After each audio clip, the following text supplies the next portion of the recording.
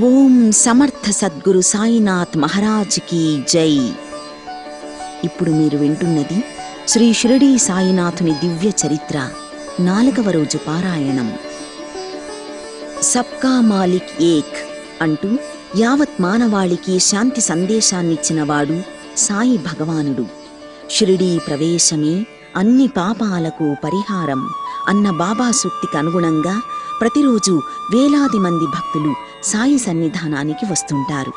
ఒకవేళ నిస్సహాయ స్థితిలో ఉండి షిరిడీకి వెళ్ళలేని వారు ఈ షిరిడీ సాయినాథుని పారాయణాన్ని భక్తితో విన్నట్లయితే ప్రతిరోజు ఉన్న చికాకులు తొలగి మనశ్శాంతి, ప్రశాంతత లభిస్తుంది. మీ వ్యాపారంలో లాభాలు కలిగి మీకున్న బాధలన్నీ తొలగిపోతాయి. మీ పిల్లలకు ఉన్నతమైన చదువులతో పాటు మంచి ఉద్యోగం లభిస్తుంది. మీకు అష్టైశ్వర్యాలు లభిస్తాయి. కోరుకున్న కోరికలన్నీ నెరవేరుతాయి.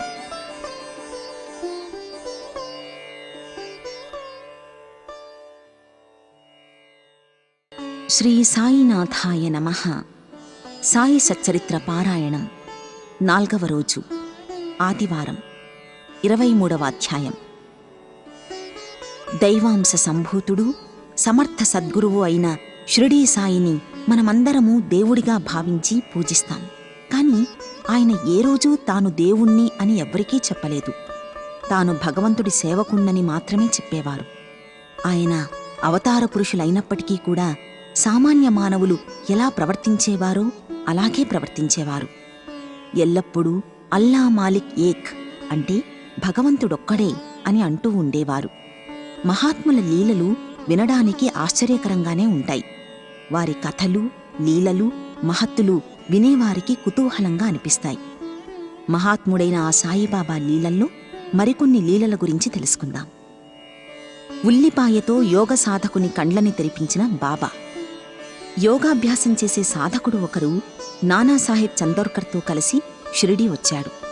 యోగశాస్త్రానికి సంబంధించిన గ్రంథాలన్నింటినీ అవపోసన పట్టిన ఆ వ్యక్తి శాస్త్రాల్ని చదవడమైతే చదివాడు, కాని వాటిపై అతనికి అంతగా అనుభవం లేదు.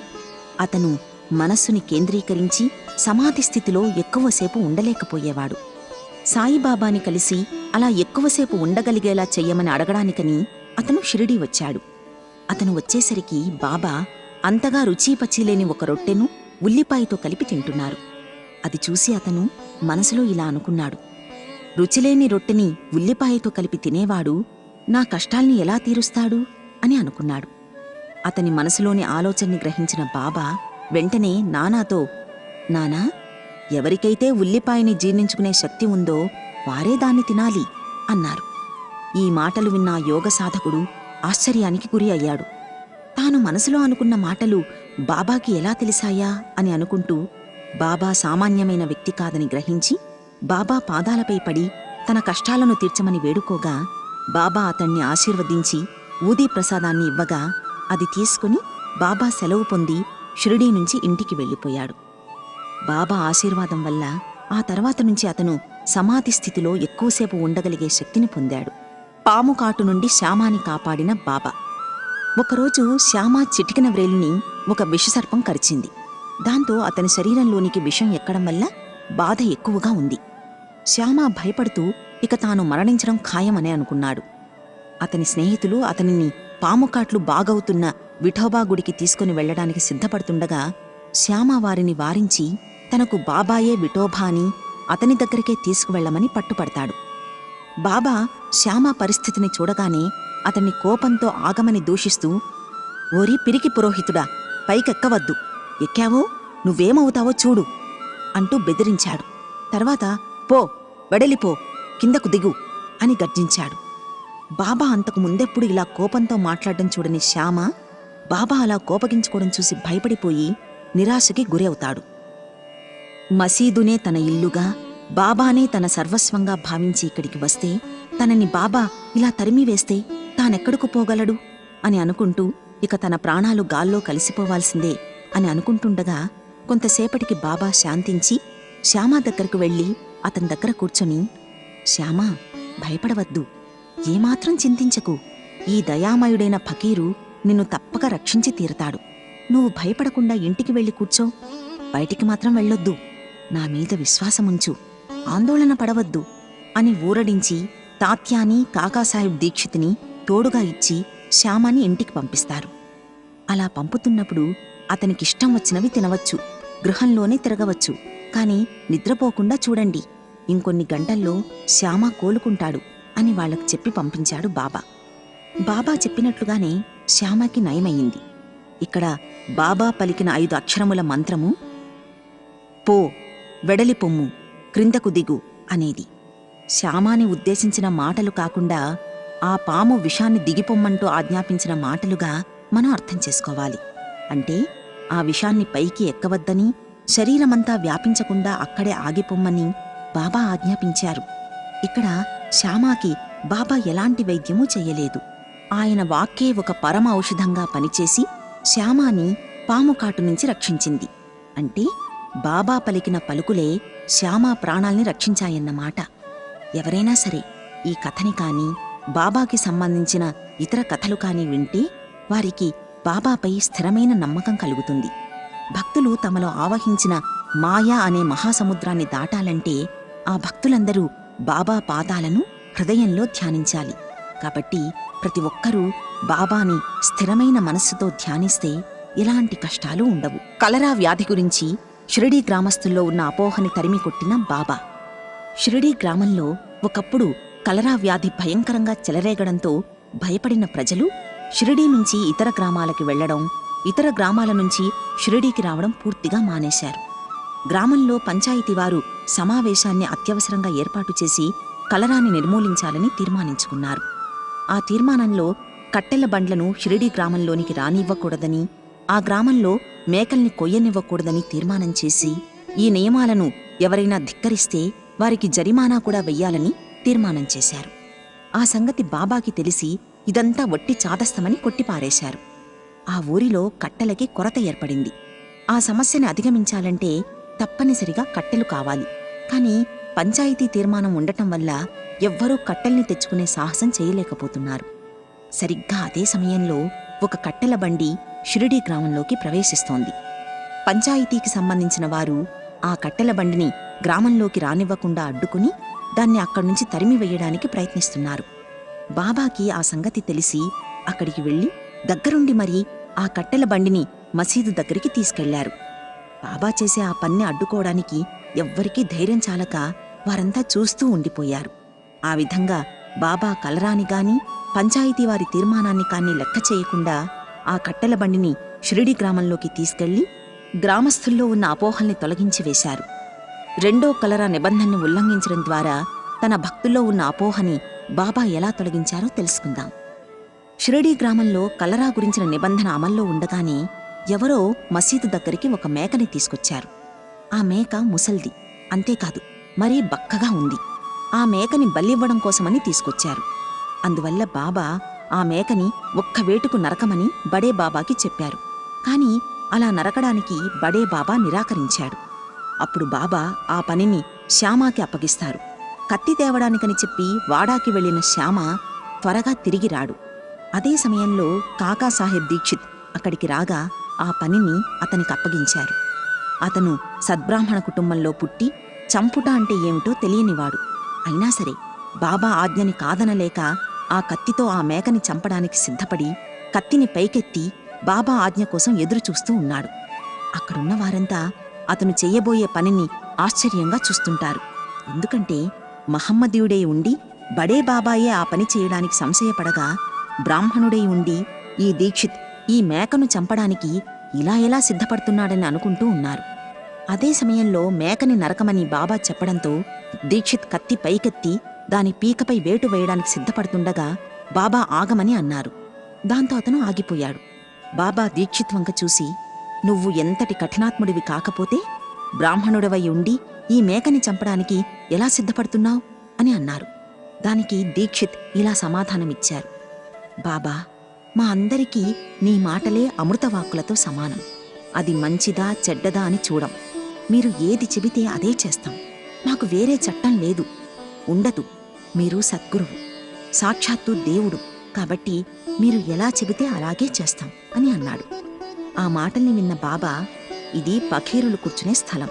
ఈ మేకని ఇక్కడ చంపకుండా తకియా అనే చోటికి తీసుకెళ్లి చంపండి అని చెప్పగా వారంతా అలాగే అని ఆ మేకని ఆ ప్రాంతానికి తీసుకెళ్తుండగా అది మధ్యలోనే చనిపోయింది.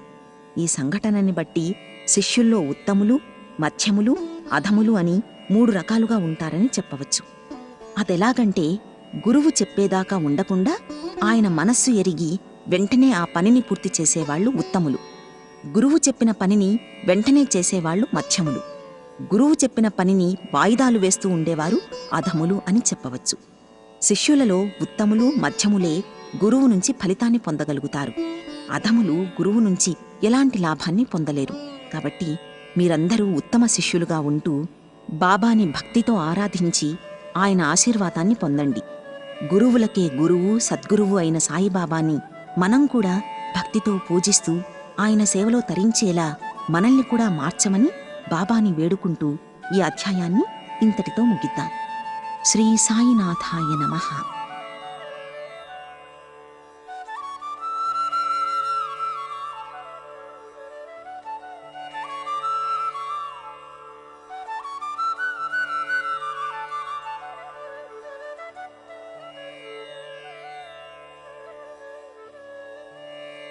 శ్రీ సాయినాథాయ నమః.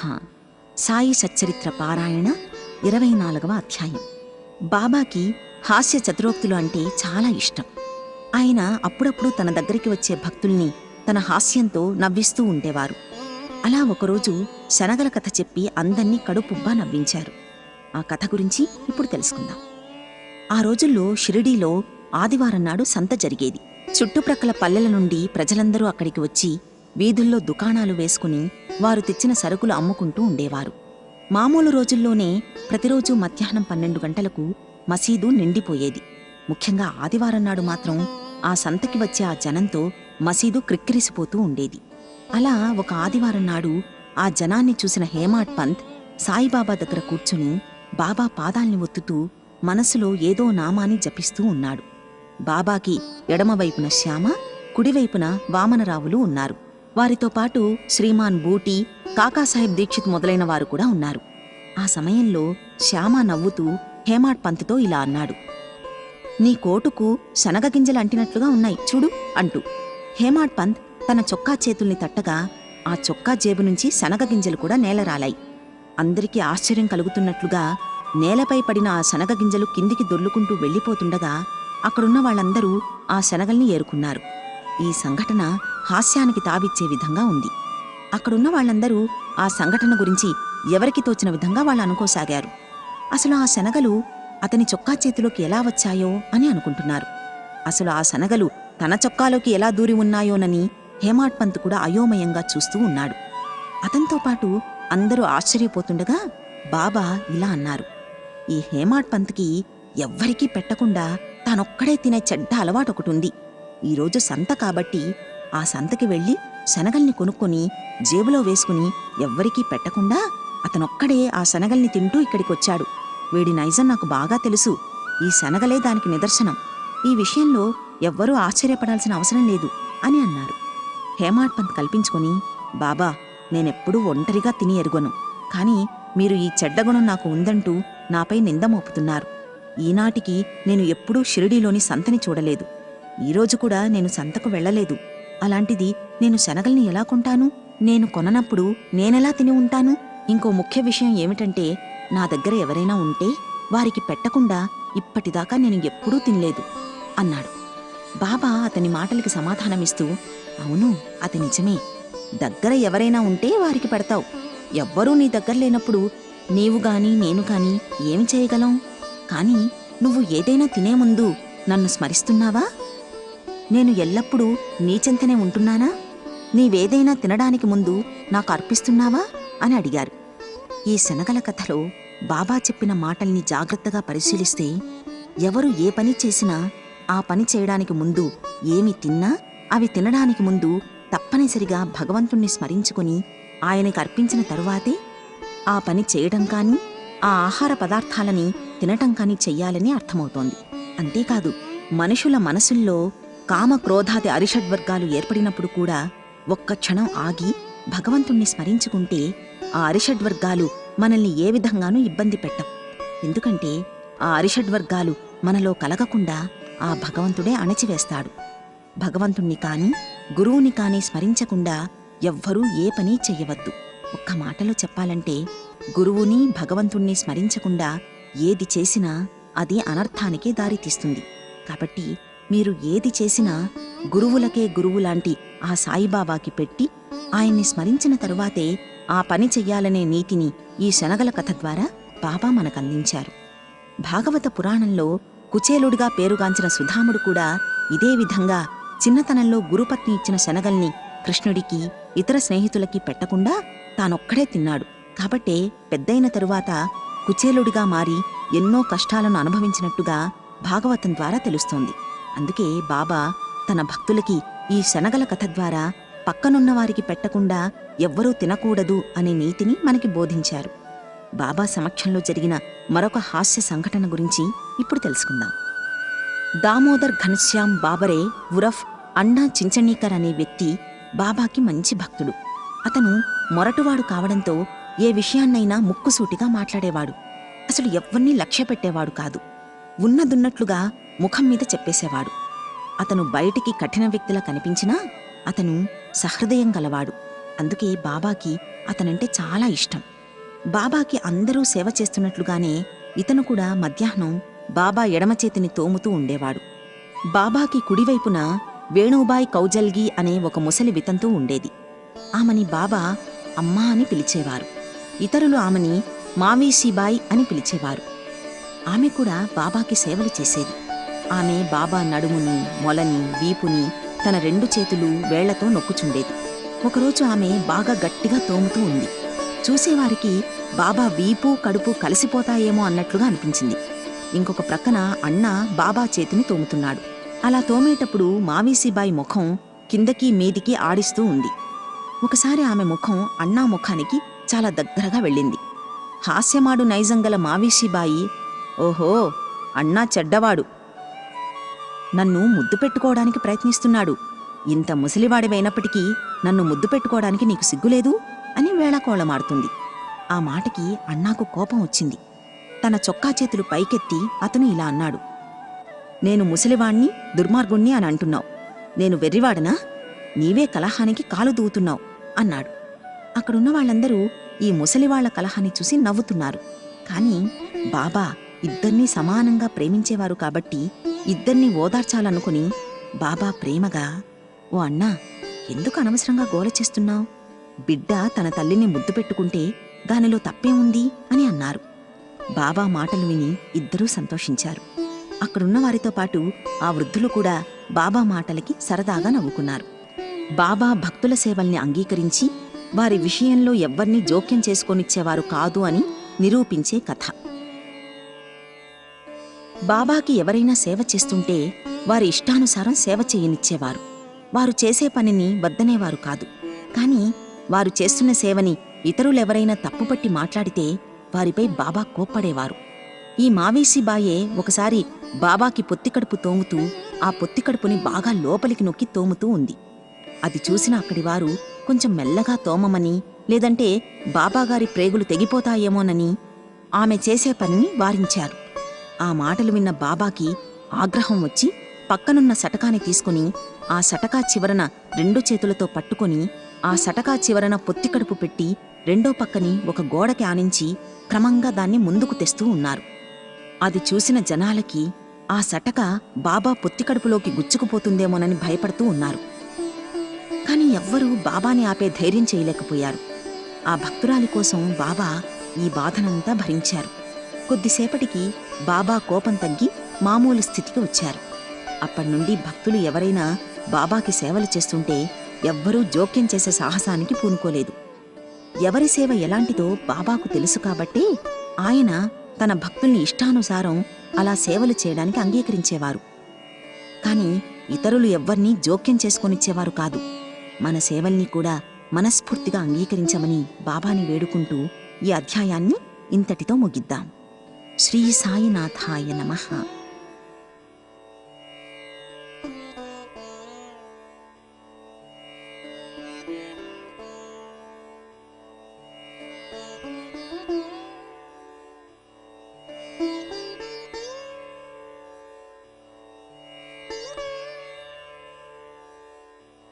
శ్రీ సాయినాథాయ నమః. సాయి సచ్చరిత్ర పారాయణ 25వ అధ్యాయం. భగవదవతార రూపుడు, మహాయోగీశ్వరుడు, కరుణాసాగర స్వరూపుడైన సాయిబాబాకి భక్తులంటే చాలా ఇష్టం. బాబాను స్వచ్ఛమైన మనస్సుతో ఎవ్వరు పూజించినా వారికి ఎలాంటి కష్టాలు రానివ్వడు. అంతేకాదు, వారి వెన్నంటే ఉంటూ వారిని బాబా కంటికి రెప్పలా కాపాడుతూ ఉండేవారు. అంతేకాదు, వారిని ఆపదల నుండి రక్షిస్తారు. అలా ఎన్నోసార్లు ఎన్నో సంఘటనల ద్వారా ఆ విషయం రుజువయింది. అలాంటి సంఘటనల్లో కొన్నింటి గురించి తెలుసుకుందాం. సాయిబాబా భక్తుడైన దాము అన్నాకి బొంబాయిలో ఒక స్నేహితుడు ఉండేవాడు. అతనికి ప్రతి వ్యాపారం చేసి లక్షలు సంపాదించాలనే ఆలోచన ఉంది. ఆ విషయాన్ని తెలియచేస్తూ దాము అన్నాకి అతను ఉత్తరం రాశాడు. దాంతో దాము అన్నాకి ఆ ప్రతి వ్యాపారం చెయ్యాలనే కుతూహలం కలిగింది.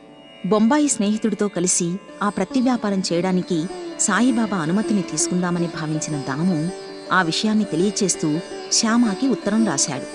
బాబా దగ్గరికి వెళ్లి శ్యామ ఆ విషయాన్ని చెబుదామనుకుని ఆ ఉత్తరం తీసుకుని వెళ్ళాడు. ఆ ఉత్తరాన్ని బాబా ముందు పెట్టగా ఆ ఉత్తరంలో విషయం ఏమిటని బాబా అతన్ని అడిగాడు. దాంతో దాము అన్న బొంబాయి స్నేహితునితో కలిసి ప్రతి వ్యాపారం చేయాలనుకుంటున్న విషయం శ్యామ బాబాకి చెప్పాడు. బాబా వద్దని వారిస్తూ, వాళ్లకి ఉన్నతి చాలు, ఆకాశానికి నిచ్చెన వేసి అందని దానికోసం అర్రులు చాస్తే భంగపాటు తప్పదు అని హెచ్చరించడంతో శ్యామ దాము అన్నాకి ఈ విషయాన్ని తెలుపుతూ ఒక ఉత్తరం రాశాడు. ఆ ఉత్తరం చదువుకున్న దాము అన్న తానే స్వయంగా వెళ్లి బాబాని కలిసి విషయం చెప్పి ఆయన అనుమతిని కోరాలనుకుంటాడు. మరుసటి రోజు వెళ్లడమైతే వెళ్తాడు కాని బాబాతో వ్యాపారం గురించి మాట్లాడే ధైర్యం చాలక ఆయన పాదాల్ని ఒత్తుతూ మనసులో ఇలా అనుకున్నాడు: బాబా గనుక నాకు ఈ వ్యాపారంలో సహాయం చేస్తే ఆయనకి లాభంలో వాటా కూడా ఇద్దామనుకున్నాను అని. అతని మనసులోని భావాల్ని అర్థం చేసుకున్న బాబా నవ్వుకుంటూ, ప్రపంచ విషయాల్లో తగులుకొనడానికి నాకు పెద్దగా ఇష్టం లేదు అని అన్నారు. బాబాకి ఇష్టం లేదన్న సంగతి గ్రహించిన దాము అన్న ఆ వ్యాపారం చేయడం మానుకున్నాడు. తర్వాత కొన్నాళ్లకి ప్రతి వ్యాపారం, ధాన్యం వ్యాపారం చేస్తూ వాటిని ఎక్కువ ధరకి అమ్ముదామనే ఉద్దేశంతో కొందరు వ్యాపారస్తులు వాటిని నిల్వ చేసి ఉంచగా వాటి ధరలు భారీగా తగ్గిపోవడంతో తీవ్ర నష్టాల పాలవుతారు. అందుకే భవిష్యత్తు తెలిసిన బాబా అతనికి నష్టం రాకుండా ఉండాలనే ఉద్దేశంతోనే ఆ వ్యాపారాన్ని చెయ్యనివ్వకుండా అడ్డుకున్నారు. మనమంతా ఇక్కడ ఒక విషయం అర్థం చేసుకోవాలి. జ్ఞానం తెలియని పిల్లవాడు తీపి వస్తువుల కోసం ఆరాటపడతాడు. కాని తల్లి మాత్రం అతని ఆరోగ్యాన్ని రక్షించే చేదు మాత్రల్ని ఇస్తుంది. ఆ చేదు మాత్రలు ఆ పిల్లవాడి ఆరోగ్యాన్ని రక్షిస్తాయి. బాబా కూడా తల్లిలాంటివారే. తన భక్తులకి ఏది మంచో ఏది చెడో తెలుసు కాబట్టే దాము ఆ పత్తి వ్యాపారం చేస్తే నష్టపోతాడని తెలిసి దాముని ఆ వ్యాపారం చేయకుండా బాబా అడ్డుకున్నారు. మామిడి పండ్లతో బాబా చేసిన చమత్కారం, ఆమ్రలీల. ఒకరోజు ఒక వ్యక్తి గోవా నుంచి బాబా కోసం శ్యామ పేరు మీద 300 మామిడి పండ్ల పార్సిల్ పంపించాడు. ఆ పార్సిల్ తెరిచేటప్పటికీ బాగానే ఉంది. ఆ పండ్లలో 4 పండ్లు దాము అన్నా కోసమని చెప్పి వాటిని తీసి పక్కన పెట్టిన బాబా మిగతా పండ్లని శ్యామ అధీనంలో పెడతారు. సరిగ్గా అదే సమయంలో దాము అక్కడికొచ్చాడు. ఆ పక్కన పెట్టిన పండ్లని ఆ మసీదులో ఉన్న భక్తులందరూ చూస్తుండగా వారిని గమనించిన బాబా, ఈ పండ్లు దాము అన్నావి, ఈ పండ్లని తిని అతను చావాలి అని అన్నారు. అది విన్న భక్తులందరూ ఆశ్చర్యానికి గురి అయ్యారు. ఆ మాట విన్న దాము కంగారు పడ్డాడు. కాని అక్కడే ఉన్న మహల్సాపతి కల్పించుకొని బాబా అన్న ఆ మాటని వివరిస్తూ, నీలో ఉన్న అహంకారం చావాలనే ఉద్దేశంతోనే బాబా అలా అన్నారు, కంగారు పడకు అన్నాడు. బాబా ఆ పండ్లని దామోకిస్తూ, ఈ పండ్లని నువ్వు తినవద్దు, నీ చిన్న భార్యకి ఇవ్వు. ఈ ఆమ్రలీల ఆమెకి 4 కొడుకుల్ని 4 కూతుళ్లని ప్రసాదిస్తుంది అని అన్నారు. దాము అన్నాకి 2 భార్యలున్నారు. అయినా అతనికి సంతానం కలగలేదు. అతను చాలామంది జ్యోతిష్యుల్ని కలిశాడు. వాళ్ళందరూ అతని జాతకం ప్రకారం అతనికి సంతాన భాగ్యం లేదని చెప్పారు. దాంతో అతను భారాన్నంతా బాబాపైనే వేసి బాబాని భక్తితో పూజిస్తూ ఉండేవాడు.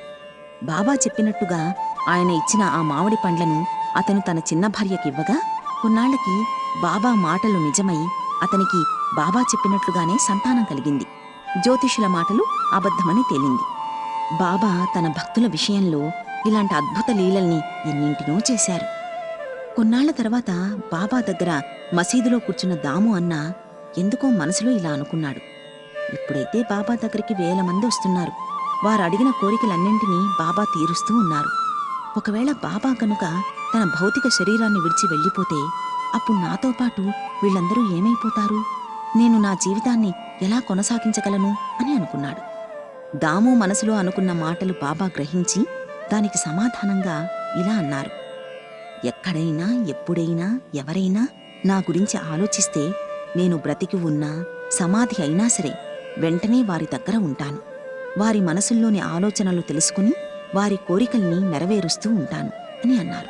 ఆయన ఆ రోజుల్లో దాముకి చెప్పినట్టుగానే అప్పుడు ఆయన భక్తుల వెంటే ఉన్నారు. ఇప్పుడు కూడా సమాధి చెంది ఇంతకాలమైనా ఇప్పటికీ తన భక్తుల్ని కంటికి రెప్పలా కాపాడుతూనే ఉన్నారు. మనల్ని కూడా అలా ఎల్లవేళలా కంటికి రెప్పలా కాపాడుతూ ఉండమని బాబాని కోరుకుంటూ ఈ అధ్యాయాన్ని ఇంతటితో ముగిద్దాం. శ్రీ సాయినాథాయ నమః.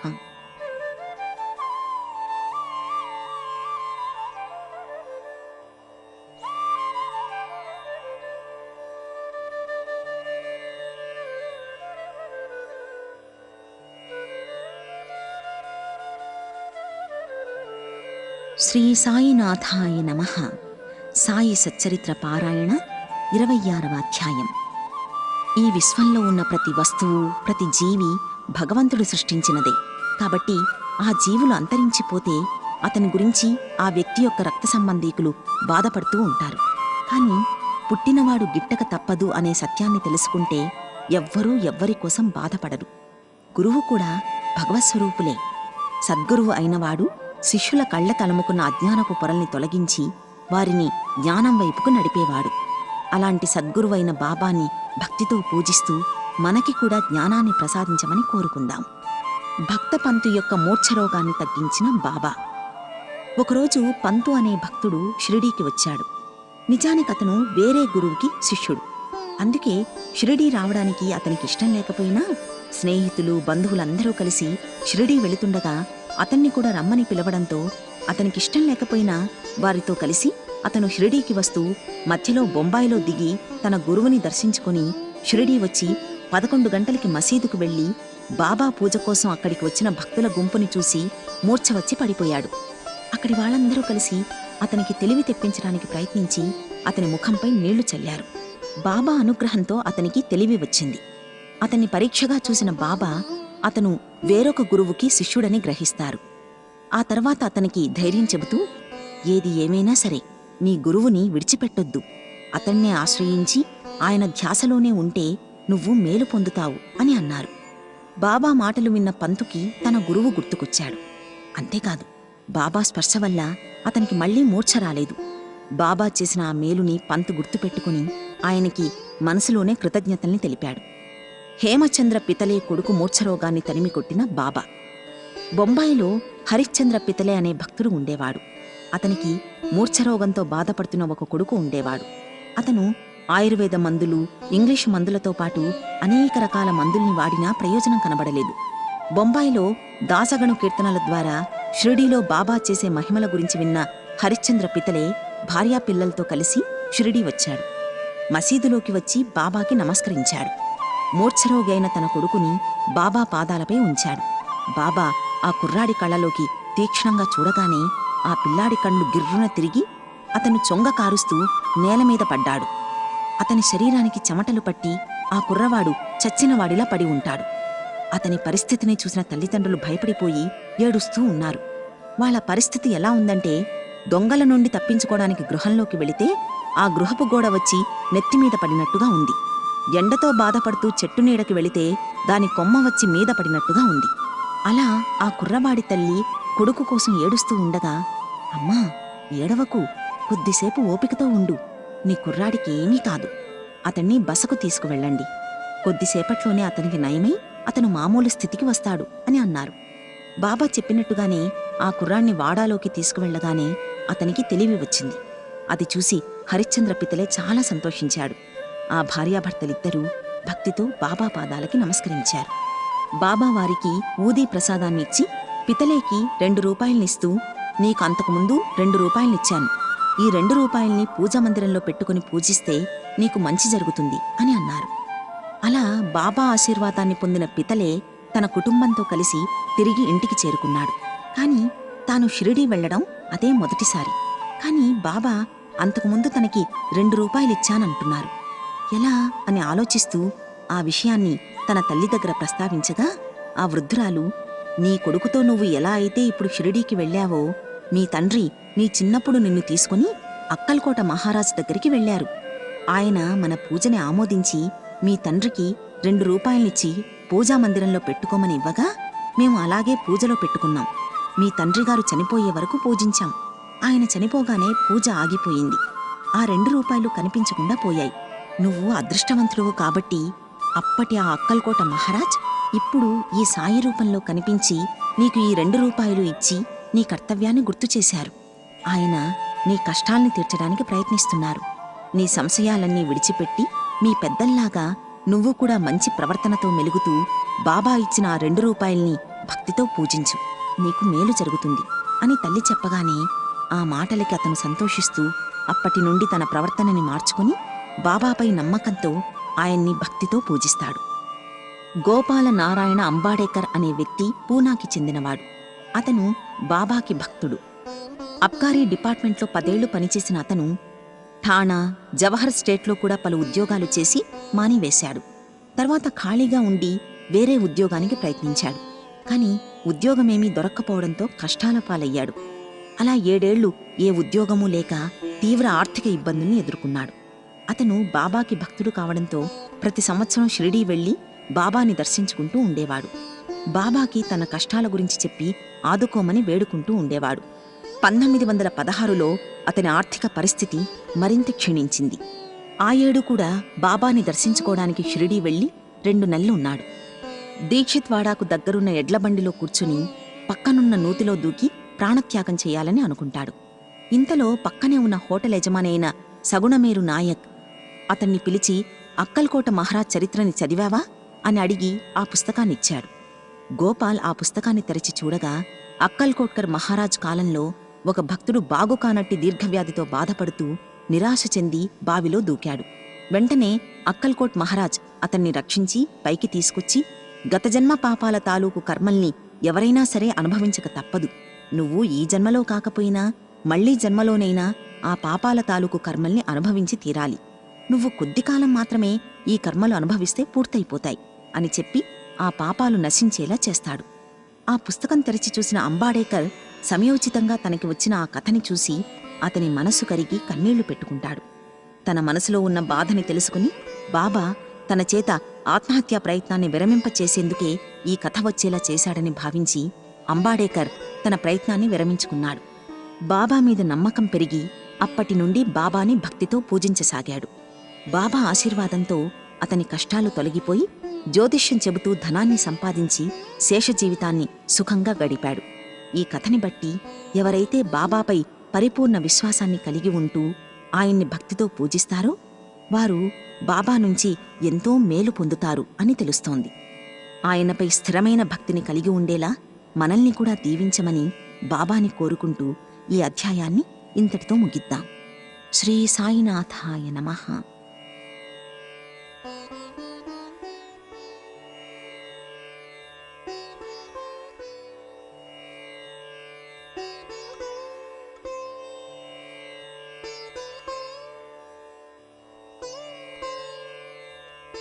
శ్రీ సాయినాథాయ నమః. సాయి సచ్చరిత్ర పారాయణ 27వ అధ్యాయం.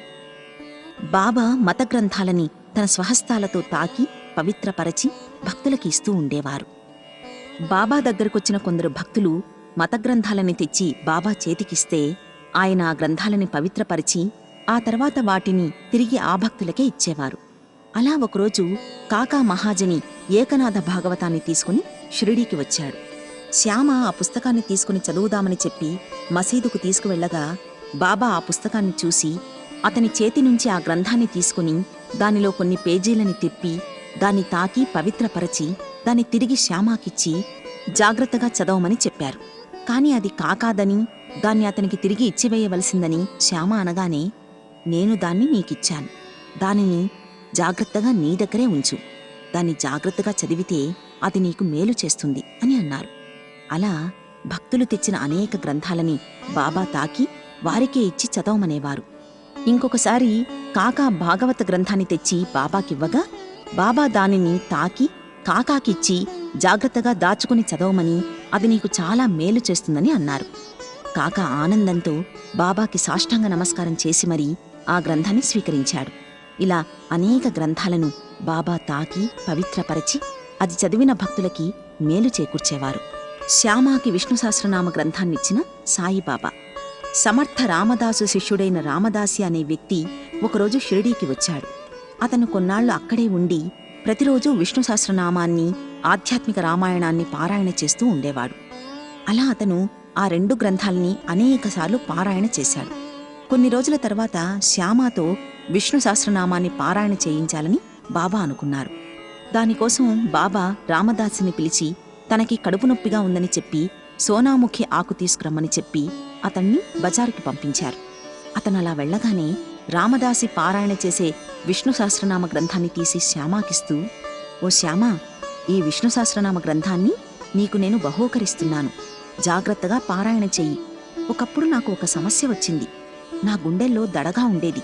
దాంతో నేను ఈ విష్ణు సహస్రనామ గ్రంథాన్ని పారాయణ చెయ్యగా నా సమస్యలన్నీ తొలగిపోయి నన్ను మామూలు వ్యక్తిని చేసింది. ఒక్క మాటలో చెప్పాలంటే అది నాకు గొప్ప మేలు చేసింది అని చెబుతూ శ్యామాకివ్వబోగా, అది రామదాసి పుస్తకమని, అతనికి తెలిస్తే కోపగించుకుంటాడని, ఆ గ్రంథం దేవనాగరి లిపిలో ఉందని, అది నేను చదవలేనని చెప్పి తప్పించుకోవడానికి చూస్తాడు శ్యామ.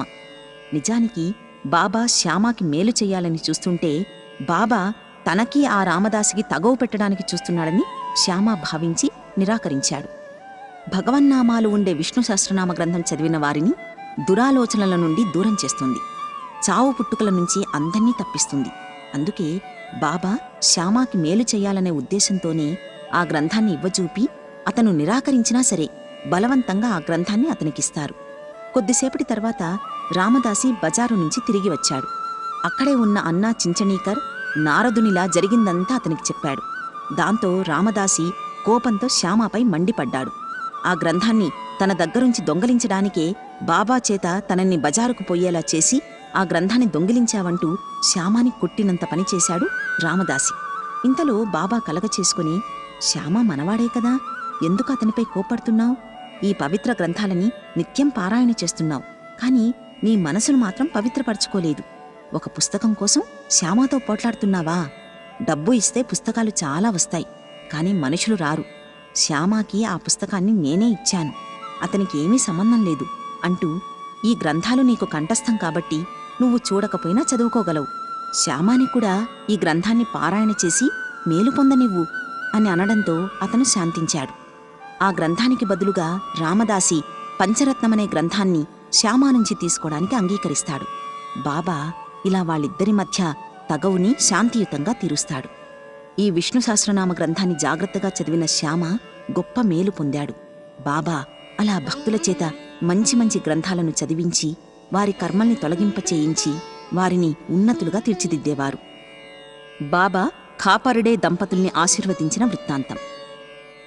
దాదాసాహెబ్ ఖాపర్డే అనే వ్యక్తి, అతని భార్య కూడా బాబాకి భక్తులు. వాళ్ళిద్దరూ షిరిడీకి వచ్చి కొన్ని నెలల పాటు అక్కడే ఉండిపోతారు. ఖాపర్డే పంచదశి అనే గ్రంథాన్ని అద్భుతంగా బోధించగలడు. కాని బాబా ముందు మాత్రం అతను ఏమీ తెలియని వాడిలా కూర్చుండిపోయాడు. బ్రహ్మజ్ఞాని ముందు వేదపారాయణ చేసినవాడు కూడా వెలవెలపోతాడని అందుకే అంటారు మన పెద్దలు. ఖాపర్డే భార్య కూడా బాబాకి గొప్ప భక్తురాలు. ఆమె ప్రతిరోజూ మధ్యాహ్నం 12 గంటలకి బాబాకి నైవేద్యం తెచ్చిపెట్టేది. ఒక మధ్యాహ్న భోజన సమయంలో సాంజా, పూరి, అన్నం, పులుసు, పరమాన్నం వంటివి ఒక పళ్ళెంలో పెట్టుకుని మసీదుకు తీసుకొచ్చింది. మామూలుగా అయితే గంటల కొలది ఏమీ తినకుండా ఉండే బాబా ఆ రోజు మాత్రం ఆమె తెచ్చిన ఆహార పదార్థాలన్నీ ఆవురావురమంటూ తింటూ ఉండగా శ్యామ అది చూసి, బాబా, ఎవరైనా ఏదైనా తీసుకొస్తే కనీసం చూడనైనా చూడవు, కాని ఈరోజు మాత్రం ఈమె తెచ్చిన పదార్థాల్ని ఇంత ఆతృతగా తింటున్నావు, ఏమిటి పక్షపాతం బాబా అని అడుగుతాడు. దానికి సమాధానంగా బాబా ఇలా అన్నారు, ఖాపాడే భార్య తెచ్చిన ఈ భోజనం చాలా అమూల్యమైనది. ఆమె గత జన్మలో ఒక వర్తకుని ఆవు, అది అప్పుడు సమృద్ధిగా పాలిచ్చేది. మరుజన్మలో ఒక తోటమాలి ఇంటిలో జన్మించింది. ఈ జన్మలో ఒక బ్రాహ్మణుని ఇంటిలో జన్మించింది. ఆమెని చాలా కాలం తర్వాత నేను చూడ్డం జరిగింది అంటూ ఆ పళ్ళెంలో ఉన్న ఆహార పదార్థాల్ని మొత్తం ఖాళీ చేసేశారు బాబా. తర్వాత తన ఆసనంపై కూర్చున్నారు. కాపరడే భార్య ఆయన కాళ్ళకి నమస్కరించింది. ఆమె ప్రేమకి సంతోషించిన బాబా ఆమెకి రాజారాం అనే మంత్రాన్ని ఉపదేశించి, ఆ మంత్రాన్ని శ్రద్ధతో జపిస్తే నీకు మనశ్శాంతి కలిగి మేలు జరుగుతుంది అని చెబుతారు. శిష్యులకి గురువు ఇచ్చే శక్తిపాతం అంటే అదే. అంటే గురువుకి ఉన్న శక్తుల్ని శిష్యులకి సమర్పించుట అన్నమాట. అలాంటి శక్తిపాతాన్ని మనకి కూడా అందించమని బాబాని వేడుకుంటూ ఈ అధ్యాయాన్ని ఇంతటితో ముగిద్దాం. శ్రీ సాయినాథాయ నమః.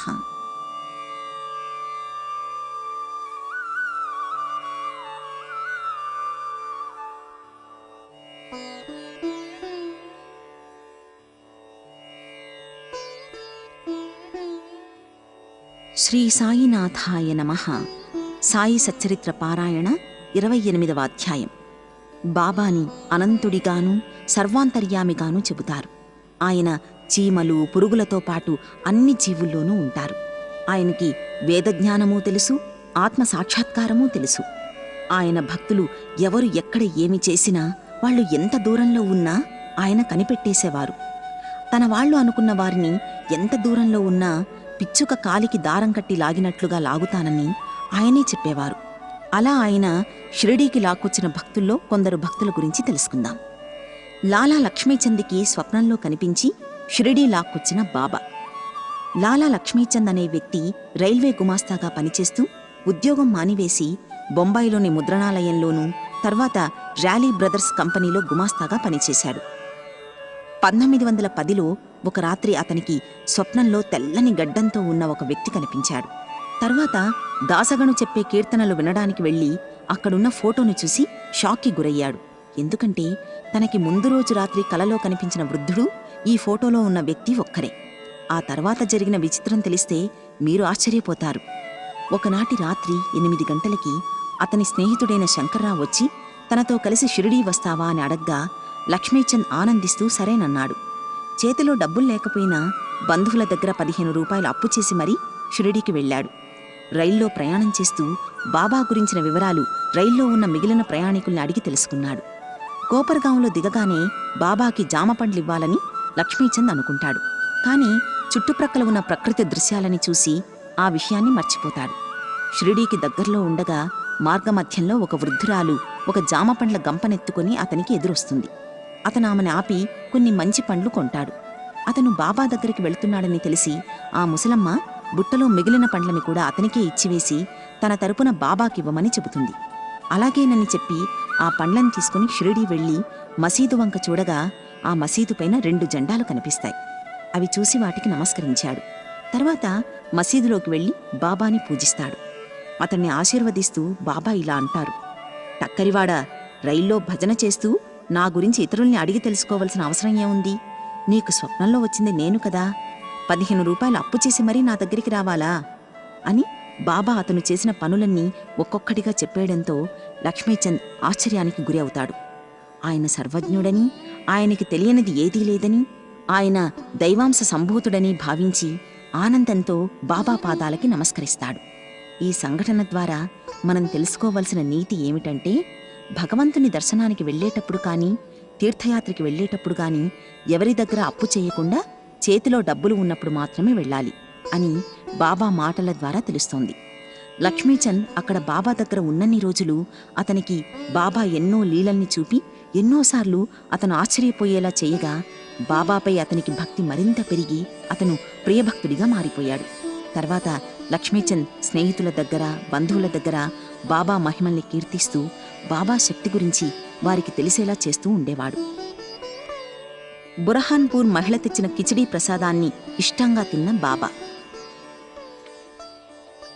బురహాన్పూర్కి చెందిన ఒక మహిళకి బాబా స్వప్నంలో కనిపించి ఆమెని షిరిడీకి వచ్చేలా చేశారు. బాబాకి కిచిడీ ప్రసాదం పెట్టాలని ఆమె కోరిక. కానీ అది 15 రోజులకు గాని నెరవేరలేదు. చివరికి 15వ రోజున ఆమె మధ్యాహ్నం 12 గంటలకి బాబాకి కిచిడీ చేసి తీసుకొచ్చింది. హారతి జరుగుతూ ఉంది. హారతి సమయంలో ఎవ్వరూ తెరతీసి లోపలికి వెళ్లడానికి సాహసించరు. కాని ఆమె ఆత్రంగా తెరతీసి లోనికి వెళ్లి బాబా ముందు ఆ కిచిడీ పెట్టగా దానికోసమే చూస్తున్నట్టుగా బాబా ఆ కిచిడీని ఆత్రంగా తిని మొత్తం ఖాళీ చేసేశారు. బాబాకి భక్తుల మీద ఎంతటి ప్రేమ ఉంటుందో ఈ సంఘటన బట్టి తెలుస్తోంది. మేఘశ్యాముడు బాబాకి చేయించిన గంగా స్నానం అద్భుతం చేసిన బాబా. మేఘశ్యాముడనే వ్యక్తి హరివినాయక సాఠైకి వంట బ్రాహ్మణుడు. అతను ఎల్లప్పుడూ ఓం నమఃశివాయ అనే పంచాక్షరి మంత్రాన్ని జపిస్తూ ఉండేవాడు. షిరిడీ సాయిబాబా శివుని అవతారమని సాఠే అతనికి చెప్పగా అతను షిరిడీ వెళ్లి బాబాని దర్శించాలని భావించి షిరిడీకి బయలుదేరతాడు. మార్గమధ్యంలో ఎవరో అతనికి బాబా మహమ్మదీయుడని చెప్పడంతో అతను కలవరపడి షిరిడీ ప్రయాణాన్ని మానుకోవడానికి సిద్ధపడగా యజమాని అతనికి నచ్చచెప్పి షిరిడీకి పంపించాడు. షిరిడీ వెళ్లి మసీదులోనికి అడుగుపెట్టాలనుకుంటుండగా బాబా అతనిపై కోప్పడి ఇతనికి తాను సద్బ్రాహ్మణుడు అని పొగరు, అతన్ని దూరంగా తరిమివేయండి అని అన్నాడు. ఆ మాటలు విన్న మేఘుడు ఆశ్చర్యపడి తాను మనసులో అనుకున్న విషయాలు ఈయనకెలా తెలిసాయా అనుకుంటూ క్షమించమని వేడుకోగా సాయిబాబా ప్రసన్నుడై అతనికి అనుమతిస్తారు. అతను అక్కడే ఉండి బాబాని సేవించసాగాడు. ఇంటికి వెళ్లి 6 నెలల తర్వాత మళ్లీ షిరిడీకి వస్తాడు. సాయిబాబాని శివుని అవతారంగా భావించి బాబాని వివిధ రకాలుగా సేవించి సంతృప్తి చెందుతాడు. మకర సంక్రాంతి నాడు బాబాకి చందనం పూసి గంగా స్నానం చేయించాలని అనుకుంటాడు. బాబాని అనేకసార్లు వేడుకోగా చివరికి బాబా అంగీకరిస్తారు. బాబా గద్దపై నుంచి కిందకి దిగి పీటపై కూర్చొని తలని ముందుకు చాపి, ఓ మేఘా, శరీరానికి తల ముఖ్యం కాబట్టి నువ్వు నా తలపైనే నీరు పోయి, అలా పోస్తే మొత్తం శరీరమంతా పోసినట్లవుతుంది అని అన్నారు. కాని అతను భక్తి పారవస్యంతో హరగంగే హరగంగే అంటూ బాబా తలపై నీళ్లు పోస్తూ బాబా శరీరం మొత్తాన్ని తడిపేశాడు. కాని ఆశ్చర్యంగా బాబా తల మాత్రమే తడిసి మిగిలిన శరీరమంతా పొడిగానే ఉండడంతో అతను అదెలా సాధ్యం అయిందంటూ ఆశ్చర్యపడి బాబాకి శివునికి భేదం లేదని అనుకుంటూ బాబాకి గొప్ప భక్తుడిగా మారిపోయాడు. మరోసారి మేఘుడికి బాబా కలలో కనిపించి అతన్ని ఆశీర్వదించి, మేఘా, త్రిశూలాన్ని గీయి అని చెబుతూ అతనిపై అక్షతలు చల్లుతారు. కల చెదిరి మేల్కొని చూడగా అక్కడ నిజంగానే అక్షతలు ఉంటాయి. ఆ తర్వాత అతను బాబా దగ్గరికి వెళ్లి జరిగినదంతా చెప్పి తనకి శివలింగం గీయడానికి ఆజ్ఞ ఇమ్మంటాడు. బాబా అంగీకరించగా అతను వాడాకి చేరుకుని గోడపై ఎర్ర రంగుతో పెద్ద శివలింగాన్ని గీస్తాడు. మరుసటి రోజు ఒక రామదాసి వచ్చి అతనికి ఒక శివలింగాన్ని బహూకరిస్తాడు. తాను శివలింగం గీసిన వెంటనే శివలింగం తన దగ్గరికి రావడం చూసి అతను ఆశ్చర్యానికి గురి అయ్యాడు. బాబానే తనకు ఆ శివలింగాన్ని బహుమతిగా ఇచ్చాడని అతను భావించి సంతోషించాడు. మేఘశ్యాముడు తన ఇంటిలో పూజ చేస్తున్న పెద్ద ఫోటో దగ్గర ఆ శివలింగాన్ని పెట్టుకుని దాన్ని పూజిస్తూ బాబా యందు స్థిరమైన నమ్మకం కలవాడి బాబాకి కొన్నేళ్లు సేవ చేసి చివరికి 1912లో మరణిస్తాడు.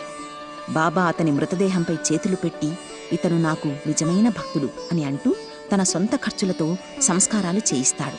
అలా ఎక్కడెక్కడో ఉన్నవారిని పిచ్చుక కాలికి దారం కట్టి లాగినట్టుగా తన దగ్గరికి తెచ్చుకొని తన మహిమల్ని చాటి వారిని భక్తులుగా మార్చుకున్న మహనీయుడు సాయిబాబా. మనలో కూడా చాలామంది అంతకుముందు ఇతర దేవుళ్ళని పూజించేవారమే ఎక్కువ మంది ఉంటాం. అయినా సరే బాబా మనల్ని కూడా తన భక్తులుగా మార్చి మన జీవితాల్లో వెలుగులు నింపాడు. నాటి భక్తుల జీవితాల్ని మార్చినట్లుగా మన జీవితాల్ని కూడా మార్చి మనకి కూడా ఆయన యందు స్థిరమైన భక్తి నిలిచి ఉండేలా చెయ్యమని బాబాని కోరుకుంటూ ఈ అధ్యాయాన్ని ఇంతటితో ముగిద్దాం. శ్రీ సాయినాథాయ నమః.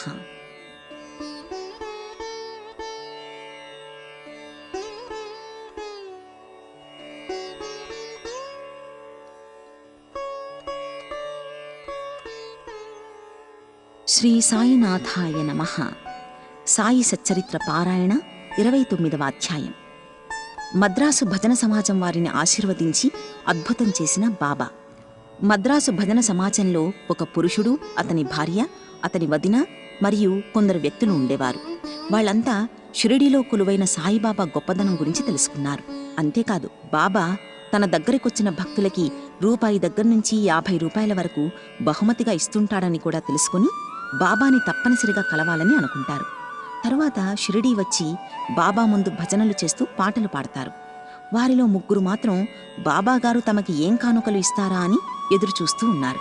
కానీ వారి యజమాని భార్య మాత్రం చాలా మంచిది. ఆమె బాబాని చూసి ఆయన్ని శ్రీరామునిలా భావిస్తూ ఉండేది. అదే విషయాన్ని భర్తకి చెప్పగా ఆమెది వట్టి భ్రమ అని అతను ఆమె మాటల్ని కొట్టిపారేశాడు. కొన్నాళ్లపాటు ఆ భజన సమాజం వారు షిరిడీలోనే ఉండిపోయారు. ఒక రాత్రి ఆమె భర్తకి అద్భుతమైన దృశ్యాన్ని స్వప్నంలో చూపించి అతని కళ్ళు తెరిపించిన బాబా. ఒక రాత్రి ఆమె భర్తకి ఒక స్వప్నం వచ్చింది. ఆ స్వప్నంలో అతడొక పెద్ద పట్టణంలో ఉండగా కొందరు పోలీసులు అతన్ని గొలుసులతో బంధించి ఉంచారు. పక్కనే బాబా ఉన్నారు. ఆయన్ని చూసి ఆమె భర్త, నీ గురించి విని నువ్వు గొప్పవాడివని భావించి నీ దగ్గరికి వచ్చి ఇలా కష్టాల్లో ఉంటే నువ్వు ఏమీ పట్టనట్టు ఉన్నావు. నా కష్టాల్ని తీర్చడానికి నువ్వు ఎలాంటి ప్రయత్నాలు చేయటం లేదు అనగా, ఈ జన్మలో కాని గత జన్మలో కాని నువ్వు చేసిన కర్మఫలితాన్ని ఎట్టి పరిస్థితుల్లోనూ అనుభవింపవలసిందే అని అన్నారు బాబా. దానికి ఆ వ్యక్తి, గత జన్మలో ఏవైనా పాపాలు చేసి ఉంటే వాటిని ఎండుగడ్డిలా దహించివెయ్యి బాబా అని అడుగుతాడు. దానికి సమాధానంగా బాబా ఇలా అన్నారు, నీకు నాపై నమ్మకం ఉందా అనగానే ఉంది అని ఆ వ్యక్తి చెబుతాడు. అయితే కళ్ళు మూసుకో అని బాబా అనగానే అతను కళ్ళు మూసుకొని తెరిచేటప్పటికీ కింద ఏదో పడిన శబ్దం రావడంతో అటు చూడగా పోలీసులు రక్తం కక్కుకొని చచ్చిపడి ఉంటారు. వాళ్ళని చూసి అతను భయపడిపోతూ బాబా వైపు చూడగా, ఇప్పుడు నువ్వు బాగా పట్టుబడ్డావు. పోలీసు ఆఫీసర్లొచ్చి నిన్ను బంధిస్తారు. ఇక నిన్ను రక్షించేవారెవ్వరూ లేరు అని అంటారు. ఎలాగైనా సరే మీరే కాపాడండి అని వేడుకొనగా మళ్లీ కళ్ళు మూసుకోమని బాబా అంటారు. అతను అలాగే చెయ్యగా అతని బంధనాలు విడిపోయి ఉంటాయి.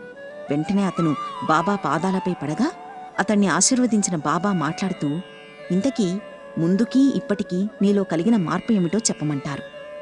దానికి ఆ వ్యక్తి, బాబా, ఇంతకుముందు మహమ్మదీయుడివైన నువ్వు హిందువులందర్నీ పాడు చేస్తున్నావని భావించేవాణ్ణి. కాని నువ్విప్పుడు సాక్షాత్తు దేవుడివని నమ్ముతున్నాను అనగా, నీకింకేం కావాలి అని బాబా అడుగుతారు.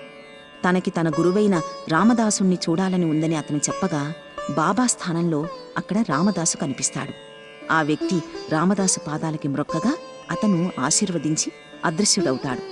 ఆ స్థానంలో ఉన్న బాబాని, మీరు వృద్ధుల వలె ఉన్నారు, మీ వయసెంత అని ఆ వ్యక్తి అడగగా, నేను ముసలివాణ్ణా, నాతో కలిసి పరిగెత్తు అని వేగంగా పరిగెత్తుకుంటూ వెళ్లి బాబా అదృశ్యమవుతారు. అతనికి మెలకువ వచ్చి చూడగా అక్కడ ఎవ్వరూ కనిపించరు. ఆ స్వప్నంతో బాబా గొప్పతనం గురించి అతను తెలుసుకుంటాడు. అప్పటినుంచి అతనికి డబ్బుపై ఉన్న ఆశ తొలగిపోయింది. తర్వాత బాబా అతనికి 2 రూపాయలు ఖరీదు చేసే మిఠాయిని, 2 రూపాయల నగదుని బహుమతిగా ఇచ్చి, అల్లా నీకు మేలు చేసి నీకు కావలసినంత ధనం ఇస్తాడు అంటూ ఆశీర్వదిస్తాడు. బాబా చెప్పినట్టుగానే వారి యాత్ర దిగ్విజయంగా సాగి అతనికి బోలెడంత ధనం లభించింది. బాబా ఇప్పటికీ ఎంతోమంది భక్తుల్ని ఆశీర్వదిస్తూ వారికి మేలు చేస్తూనే ఉన్నారు. టెండూల్కర్ కుటుంబాన్ని ఆశీర్వదించి అతని కొడుకు విషయంలో జ్యోతిషులు చెప్పిన దాన్ని తారుమారు చేసిన బాబా. బాంద్రాలో టెండూల్కర్ కుటుంబం నివసించేది. అతని కుమారుడైన బాబు టెండూల్కర్ వైద్య పరీక్ష రాయడానికని చెప్పి పగలు రాత్రి అనే తేడా లేకుండా నిష్ఠగా చదువుతూ ఉండేవాడు. అతను కొందరు జ్యోతిష్యుల దగ్గరికి వెళ్లగా వారంతా అతను ఆ పరీక్ష రాసినా ఉత్తీర్ణుడు కాడు అని తేల్చి చెప్పేశారు. ఆ కుటుంబ సభ్యులందరూ బాబా భక్తులు కావడంతో టెండూల్కర్ భార్య షిరిడీ వెళ్లి బాబా ఆశీస్సులు తీసుకోవాలని నిర్ణయించుకుని బాబాని కలిసి ఆయనకి నమస్కరించి కొడుకు విషయం చెబుతుంది. జాతకాలు, హస్తసాముద్రికాలు చెప్పేవి పక్కన పెట్టి నాయందు నమ్మకముంచి అతన్ని బుద్ధిగా చదువుకోమని చెప్పు. ఈ ఏడాది అతను ఆ పరీక్షలో తప్పకుండా ఉత్తీర్ణుడవుతాడు అని బాబా అభయమిస్తారు. ఆమె ఆనందంతో ఇంటికి వచ్చి బాబా ఆశీర్వదించిన విషయాన్ని అందరికీ చెబుతుంది. అతను సంతోషించి వేరే ఆలోచన ఏమీ పెట్టుకోకుండా పరీక్షలకి బాగా చదివి బాగా పరీక్ష రాసి ఉత్తీర్ణుడవుతాడు. ఇంటర్వ్యూకి రావాల్సిందిగా అతనికి ఉత్తరం వస్తుంది. దానిలో కూడా అతను ఉత్తీర్ణుడవడంతో జ్యోతిష్యం తప్పని రుజువై బాబా ఆశీర్వాదం ఫలించింది. ఒక్కోసారి మనకి కూడా అలాగే కష్టాలు చుట్టుముడతాయి. అలాంటప్పుడు మనం బాబాపై నమ్మకం ఉంచితే మన విషయం ఆయనే చూసుకుంటారు. అలాగే అతని తండ్రి రఘునాథరావు కూడా బొంబాయిలో ఒక విదేశీ కంపెనీలో పనిచేస్తూ ఓపిక లేక ఉద్యోగాన్ని విరమించుకోవాలని అనుకుంటాడు. అతనికి కంపెనీ వారు ఎంత జీతం ఇవ్వాలా అని ఆలోచిస్తూ అతని వేతనం 150 రూపాయలు కాబట్టి అందులో సగమైన 75 రూపాయలు ఇవ్వాలని అనుకుంటారు. కానీ అది కుటుంబ ఖర్చులకి సరిపోదు. కాబట్టి ఏం చెయ్యాలా అని టెండూల్కర్ కుటుంబ సభ్యులు ఆలోచిస్తూ ఉండగా రాత్రి టెండూల్కర్ భార్యకి బాబా స్వప్నంలో కనిపించి 100 రూపాయల పెన్షన్ పెట్టిస్తానని చెప్పి ఇంకో 10 రూపాయలు అదనంగా వేసి 110 రూపాయల పెన్షన్ వచ్చేలా చేస్తారు. అలా బాబా తన భక్తులపై తన ప్రేమని చూపుతూ వారిని ఎల్లవేళలా కంటికి రెప్పలా కాపాడుతూ ఉండేవారు. కాబట్టి బాబాని అందరూ భక్తితో కొలుస్తూ ఉంటారు. చిక్కుడు కాయలతో చమత్కారం చేసి కెప్టెన్ హార్టీని ఆనందించేలా చేసిన బాబా. కెప్టెన్ హాటే అనే బికానేరుకు చెందిన వ్యక్తి బాబాకి భక్తుడు. అతనికి ఒక రాత్రి బాబా కలలో కనిపించగా అతను బాబా కాళ్ళకి నమస్కారం పెట్టుకుంటాడు. అదే సందర్భంలో అతను తోటలోకి వెళ్లి చిక్కుడుకాయలు, స్వయంపాకం తెచ్చి బాబాకి దక్షిణగా అర్పించగా సరిగ్గా అతనికి మెలకు వచ్చేస్తుంది. దాంతో అతను బాగా ఆలోచించి తనకి స్వప్నంలో కనిపించిన ఆ వస్తువుల్ని బాబాకి పంపించాలని అనుకుంటాడు. గ్వాలియర్ వెళ్లి అక్కడి నుంచి బొంబాయిలో ఉన్న తన స్నేహితునికి 12 రూపాయలు మనీ ఆర్డర్ ద్వారా పంపి 2 రూపాయలతో చిక్కుడుకాయలు, స్వయంపాకం కొని బాబాకి ఇవ్వమని, మిగిలిన 10 రూపాయల్ని దక్షిణగా సమర్పించమని చెబుతాడు. ఆ స్నేహితుడు అతను చెప్పినట్టుగానే షిరిడీకి వెళ్లి మిగతా సామాన్లు కొన్నాడు. కాని చిక్కుడుకాయలు దొరకలేదు. అతను ఆలోచిస్తూ ఉండగా ఒక మహిళ తలపై చిక్కుడుకాయల గంప పెట్టుకుని అక్కడికి రాగా చిక్కుడుకాయలు కొని కూర చేయించి బాబాకి హాటే తరపున సమర్పిస్తాడు. బాబా భోజనం చేస్తున్నప్పుడు భక్తుడు తనకి ప్రేమగా పంపిన ఆ చిక్కుడుకాయ కూర వేసుకుని ఆవురావురమంటూ మొత్తం తినేశారు. ఆ విషయం తెలుసుకున్న హాటే చాలా సంతోషిస్తాడు. ఆ హాటేకి మరోసారి బాబా తాకి పవిత్రపరిచిన రూపాయిని అతని స్నేహితుని ద్వారా పంపిస్తారు. అది అతను పూజలో పెట్టుకుని పూజించగా అతనికి మంచి జరిగింది. వామన నార్వేకర్ అనే వ్యక్తిని ఆశ్చర్యపరిచిన బాబా. వామన నార్వేకర్ అనే వ్యక్తి బాబాకి భక్తుడు. ఒకరోజు అతను 1 రూపాయిని బాబా దగ్గరికి తెచ్చి దాన్ని బాబా తాకి ఊదీ ప్రసాదంతో పాటు తనకిస్తాడని అనుకున్నాడు. కాని 2 పక్కలా సీతారామ లక్ష్మణుల బొమ్మలు ఉన్న ఆ నాణాన్ని బాబా తీసుకుని దాన్ని అతనికివ్వకుండా దానికి బదులుగా 25 రూపాయల్ని అడుగుతాడు. అది ఇవ్వడానికి అతను సిద్ధపడతాడు. అయినా సరే ఆ నాణాన్ని అతనికివ్వకుండా బాబా దాన్ని శ్యామాకిస్తూ దీన్ని మన కోశాగారంలోనే ఉంచు అని అంటారు. బాబా ఎందుకలా చేశారో అక్కడున్న భక్తులు ఎవ్వరికీ అర్థం కాలేదు. ఆ నాణం వల్ల నార్వేకర్కి ఏదో కీడు సంభవించే అవకాశాలు ఉన్నాయి కాబట్టి బాబా ఆ నాణాన్ని అతనికిచ్చి ఉండకపోవచ్చునని ఇప్పటికీ కొందరు అనుకుంటారు. ఒక్క మాటలో చెప్పాలంటే ఎవ్వరికేది క్షేమమో బాబాకి తెలుసు కాబట్టే అలా చేసి ఉంటారు. బాబా భక్తులమైన మనకి కూడా ఏది మంచిదైతే అదే చెయ్యమని సమర్థ సద్గురువైన ఆ బాబాని వేడుకుంటూ ఈ అధ్యాయాన్ని ఇంతటితో ముగిద్దాం. శ్రీ సాయినాథాయ నమః.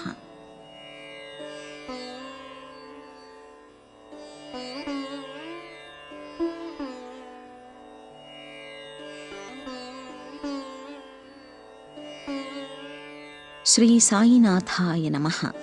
సాయి సచ్చరిత్ర పారాయణ 30వ అధ్యాయం. ఈ అధ్యాయంలో కూడా బాబా షిరిడీకి లాక్కొచ్చిన మరో 2 భక్తుల గురించి తెలుసుకుందాం. కాకాజీ వైద్య అనే సప్తశృంగి దేవత భక్తుడి కష్టాన్ని పోగొట్టిన బాబా. నాసిక్ జిల్లా వణిలో కాకాజీ వైద్య అనే సప్తశృంగి దేవతకి పూజారి ఒకరు ఉండేవారు. అతను చాలా కష్టాల్ని అనుభవిస్తూ ఉండేవాడు. ఒకరోజు అతను తన దేవతకి తన కష్టాల గురించి మొరపెట్టుకోగా ఆ రాత్రి ఆ దేవత అతనికి కలలో కనిపించి షిరిడీ సాయిబాబా దగ్గరికి వెళ్లమని చెబుతుంది. అతనికి మెలకువ వచ్చి చూసేసరికి ఎవ్వరూ ఉండరు. సాయిబాబా అంటే త్రయంబకేశ్వరుడేమోననుకుని ఆ పూజారి త్రయంబకేశ్వరం వెళ్లి శివుణ్ణి దర్శించి కొన్ని రోజులు అక్కడే ఉన్నా అతనికి మనశ్శాంతి కలగలేదు. దాంతో ఆ రాత్రి మళ్లీ ఆ దేవత కనిపించి, నువ్వు అనవసరంగా త్రయంబకేశ్వరు వెళ్ళావు, సాయిబాబా అంటే షిరిడీలో ఉన్న సాయిబాబా అని చెప్పి అతన్ని కలవమని చెప్పి అదృశ్యమవుతుంది. కాకాజీకి షిరిడీకి వెళ్లటం ఎలాగో తెలియక తికమక పడుతుండడంతో బాబా మాత్రం అతని ప్రయాణానికి వేరే విధంగా ఏర్పాట్లు చేసి ఉంచారు. అతనికి తెలియని ఒక అతిథి అతన్ని షిరిడీ తీసుకుని వెళ్లడానికి అతనింటికి వస్తాడు. అతనే శ్యామ.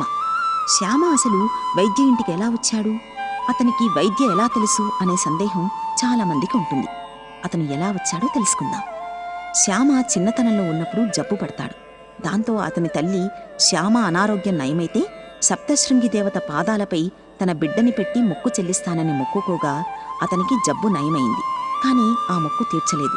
కొన్నాళ్ల తర్వాత అతని తల్లి యొక్క స్థనాలపై తామర వ్యాధి సోకి ఆమె చాలా బాధపడసాగింది. ఆ వ్యాధి నయమైతే వెండి కుచములను చేయించి సప్తశృంగి దేవతకిస్తానని మొక్కుకోగా ఆశ్చర్యంగా ఆ వ్యాధి తగ్గుముఖం పడుతుంది. ఆమె మరణించేటప్పుడు ఆ విషయం శ్యామకి చెప్పి ఆ 2 మొక్కుల్ని చెల్లించే బాధ్యత అతనిపై పెట్టి ఆమె మరణించింది. శ్యామ కూడా ఆ మొక్కుల్ని పూర్తిగా మర్చిపోయాడు. అలా 30 ఏళ్లు గడిచిపోయాయి. కొన్నాళ్లకి షిరిడీకి ఒక జ్యోతిష్యుడు వచ్చి 4 రోజుల పాటు ఉంటాడు. శ్యామ తమ్ముడైన బాపాజీ అతన్ని కలవగా ఆ విషయం బాపాజీకి చెప్పి, అందుకే మీరు కష్టాలు పడుతున్నారు అని అంటాడు. ఆలస్యం చేయకుండా ఆ మొక్కులు తీర్చమని సలహా ఇస్తాడు. ఆ విషయం బాపాజీ తన అన్నయ్యన శ్యామకి చెప్పగా ఆ విషయం శ్యామకి గుర్తుకొచ్చి ఒక కంసాలిని పిలిచి 2 వెండి కుచములను చేయిస్తాడు. వాటిని తీసుకెళ్లి బాబానే తన సప్తశృంగి దేవత అని చెప్పి బాబాకి ఆ 2 వెండి కుచములని సమర్పించబోగా బాబా అతన్ని వారించి, నువ్వే స్వయంగా సప్తశృంగి దేవత ఆలయానికి వెళ్ళి వాటిని సమర్పించు అని చెబుతారు. దాంతో శ్యామ బణిపట్టణానికి వెళ్ళి పూజారి అయిన కాకాజీ వైద్య ఇల్లు వెతుక్కుని మరీ వెళతాడు.